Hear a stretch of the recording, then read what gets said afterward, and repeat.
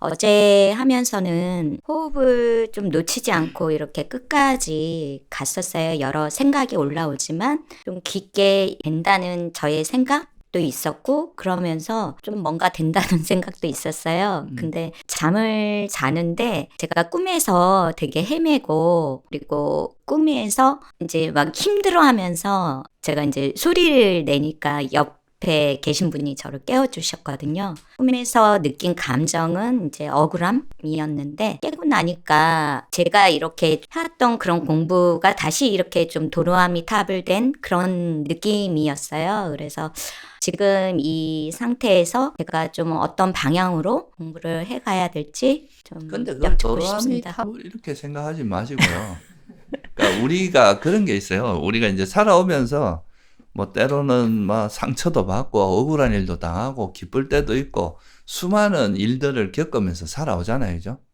근데 이제 보통은 그런 경험을 할 때 보통 막 거기에 집착이 달라붙어 갖고 막 이러다가 또 그거에 대해서 화도 냈다. 이런 마음들이 계속 진행되어 오면서 우리 마음에 알게 모르게 그런 잠재되어 있는 그걸 우리가 잠재 성향이라고 보통 표현을 해요. 불교에서는.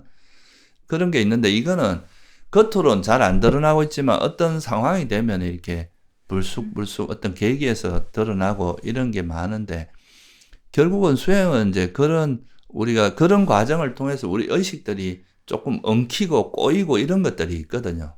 좀 이제 정상적인 사고가 잘 안 된다거나 어떤 거에 상처가 있으면 그런 비슷한 상황만 돼도 막 그게 과민 반응을 하게 되고 그것 때문에 또 상황을 너무 사실은 그런 게 아닌데 너무 과하게 피해의식을 받는다거나 뭐 이런 식으로 반응을 하는 그런 이제 일들이 생기는데 그런 게 이제 수행을 해 나가면서 서서히 풀어지거든요.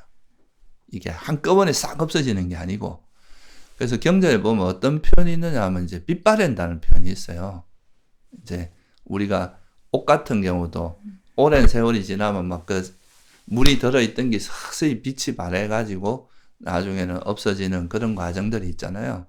그러니까 번뇌도 좀 오래 묵고 해묵고 이런 번뇌들은 한꺼번에 없어지는 게 아니라 수행해 나가다 보면 또 이제 좀 잠잠해졌다 싶으면은 또 이제 어느 순간에 불쑥 일어나고 또 불쑥 일어나고 이렇게 되다가 그게 나중에는 이제 아예 좀 잠잠해가지고 이제 나중에는 사라지는 점점 이제 그게 세력이 약해지면서 나중에 어느 순간에 싹 쉬어지는 그런 게 되는 거라서 보살님도 이제 수행하시면서 우리가 이제 올바른 방향으로 수행을 하다 보면은 그게 이제 없어진 것 같아도 일시적으로 없어지는 거거든요. 그거는 우리가 번뇌가 일시적으로 쉬었다가 또 우리 주의력이 지혜 힘이 약해지거나 또 이제 마음이 좀 느슨해지거나 이러면 다시 일어나요. 그게 또 일어났다가 또 사라졌다가 또 일어났다 이렇게 반복되는데 근데 이제 수행을 열심히 하면은 분명히 반복되지만 과거보다는 세력이 좀 약화되는 거죠. 약화되면서 이제 어느 순간에 좀 시간이 지나고 이래 보면 어느 순간에 진짜로 이래 확 진짜 이 세력이 그전보다 확 없어지는 그런 경험을 하게 돼요. 그러면서 이제 사라지는 거라서 보살님이 뭐 이제 잠잘 때 그런 거 나타난 것도 이제 평소에는 잘 모르다가 이래 좀 조용하고 고요한 상태에 이르렀을 때 또 속에 잠재되어 있던 것들이 잠깐 올라오고 그런 거라고도 보시는 게 좋지 않을까 싶고요. 그래서 이 수행을 우리가 세속에서 예를 들어서 세속에서는 이제 보살님이 어디 회사에 들어가면 내가 당장 사장이 안 됐다고 회장이 안 됐다고 막 스트레스 받고 괴로워하고 이러지 않잖아요. 그죠? 근데 이 수행은 수행도 비슷한 그보다 훨씬 어려운 단계들이 많이 있거든요. 근데 수행에 대해서는 이게 눈에 보이는 게 없으니까 뭐 수행 한 며칠 하면 뭐 번뇌가 다 없어질 것처럼 착각하는데 그 절대 안 그렇습니다. 제 욕심이네요. 그러니까 그런 시간을 두고 하시다 보면 꾸준히 그러니까 우리가 어떻게 보면 이제 멈추지 않고 자기 마음을 계속 이렇게 살피면서 일종의 이것도 뭐하고 같이 이해하시면 되냐면 여러분들이 몸이 건강하다 가만히 놔두면 계속 건강해집니까? 이건 끊임없이 관리를 해줘야 되거든요. 죽을 때까지 관리 안 하면 이건 몸은 또 망가지거나 이래 돼요. 마찬가지로 이 마음도 우리가 아란이 되기 전까지는 계속 관리해 주지 않으면 또 금방 물들고 또 퇴보하고 또 언제 또 어떤 자기 인연이 좀 잘 맞는 어떤 대상에 탁 걸리면 막 집착이 확 쏠려버리거든요. 화가 확 쏠리거나. 그러니까 그걸 계속 관리하다 보면 나중에는 이제 정말 이게 웬만한 일에는 흔들림 없는 그런 마음 상태가 되는 거지. 이게 한꺼번에 그래 되는 게 아닙니다. 그러니까 이거를 수행을 그냥 한 며칠 하고 그냥 막 탁 끝나는 이런 걸로 생각하시면 안 되고 우리가 살아가면서 계속 자기 마음을 케어해야 되고 마음을 계속 관리하면서 살아야 되는 그런 관리 방법 어떻게 이걸 효과적으로 관리하고 어떤 문제를 어떻게 해결하고 문제는 일어나게 돼 있어요. 그런데 그거를 이제 어떻게 잘 해결하느냐 어떻게 지혜롭게 그거를 잘 극복하느냐 이런 방법들을 배우는 거라고 보시는 게 더 바람직합니다.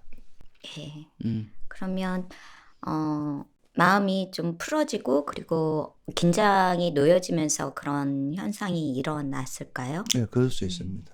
이제 우리가 막 잔뜩 가고 막 정신없이 어떤 상황들이 있으면 자기를 돌아볼 시간도 없고 그냥 그 일어나는 일들 처리하기 바쁘잖아요. 그럴 때는 잘 모르거든요. 그래서 우리가 보통 40, 50대 갑자기 과로사로 죽고 이런 사람들이 그런 거거든요. 자기를 돌아볼 틈이 없이 막 그냥 닥치는 일을 막 하다 보니까 자기도 모르게 이제 무리가 가는 거죠, 몸에. 근데 그걸 돌아볼 그게 없는데 만약에 그런 사람들이 한 일주일이나 쉬어버리면 그때서야 자기 몸이 뭔가 지금 이상한 상태라는 걸 느낄 거예요, 그거. 그런 것처럼 우리도 계속 이제 뭐 어떤 대상에 정신없이 쫓아가고 이럴 때는 자기 마음 상태가 어떤지 이런 걸 잘 모르거든요. 그러다가 이제 나중에 진짜 막 우울증이 오거나 막 공황장애가 오거나 이래 돼야 그때서야 아이고 이거 내가 지금 마음이 지금까지 되게 큰 문제가 생겼었구나 하고 아는 건데 이렇게 수행을 배운 사람들은 그런 걸 미연에 방지할 수 있어요.